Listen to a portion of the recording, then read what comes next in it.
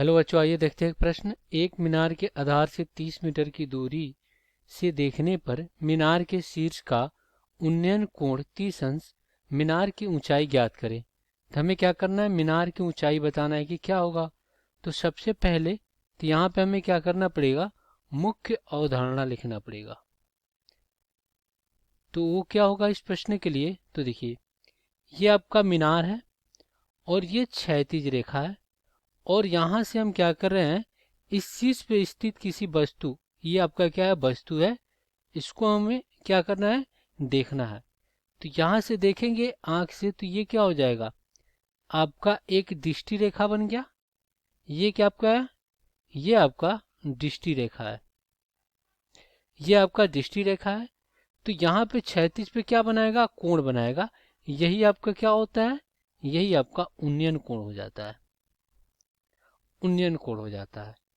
अब ये तो हमें दे दिया गया है, और ये जो क्षैतिज रेखा है इसकी लंबाई 30 मीटर दे दिया गया है, और ये वस्तु यहाँ पे स्थित है तो ये इसका क्या हो जाएगा, ऊंचाई हो जाएगा। अब हम क्या करते हैं, इसी का प्रयोग करके इस प्रश्न को हल करते हैं। तो देखिए यहाँ पे क्या हो जाएगा, यहाँ पे जो आधार आधार दे दिया गया है, आधार वो कितना दिया गया है, 30 मीटर दिया गया है, और इसमें उन्नयन कोण कितना दिया गया है, उन्नयन कोण ये आपका दे दिया गया है 30 अंश। तो ये आपका क्या है, एक मीनार है, और ये क्षैतिज है रेखा, और यहाँ से क्या कर रहा है, वस्तु को देख रहे हैं। तो ये हमारा क्या हो रहा है यहाँ पे, तो इसको हम क्या करते हैं, मिला दे रहे हैं। यहाँ पे कितने अंश का कोण बना है, 30 अंश का उन्नयन कोण बना रहा है। ये आपका क्या है, एच है, इसको हम ए बी सी मान ले रहे हैं। तो ये आपका क्या है, ऊंचाई है, और ये आपका क्या आधार है, जिसकी लंबाई, इसको अगर बी कर दे रहे हैं आधार को, तो ये आपका क्या है, 30 मीटर लंबाई है। अब हमें पता है कि यहाँ पे टेन थीटा बराबर क्या होता है, लंब और बटा में आधार होता है। लंब बटा क्या होता है, आधार होता है। तो लंब आपका कोण के सामने की भुजा हो जाता है, ये आपका हो जाएगा कोण के सामने की भुजा एच।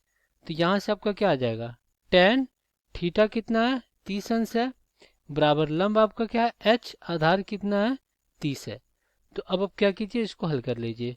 तो यहाँ से क्या हो जाएगा, टेन 30 अंश का मान कितना होता है, 1/3, और बराबर में क्या हो जाएगा, एच, और बटा में 30। तो यहाँ से एच बराबर क्या हो जाएगा, 30/3।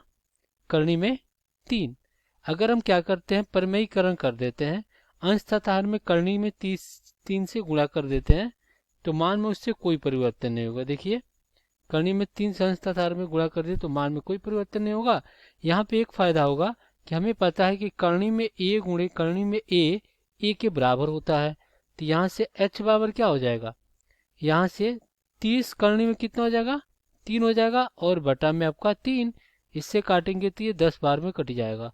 तो इसका जो ऊंचाई आएगा वो कितना आ जाएगा, वो आ जाएगा ऊंचाई, ऊंचाई h बराबर 10 करने में कितना, 3, और ये आपका क्या हो जाएगा, मीटर हो जाएगा। तो यही हमें बताना था, यही आपका उत्तर हो जाएगा। आशा करते हैं बच्चों ये प्रश्न समझ में आया होगा। धन्यवाद।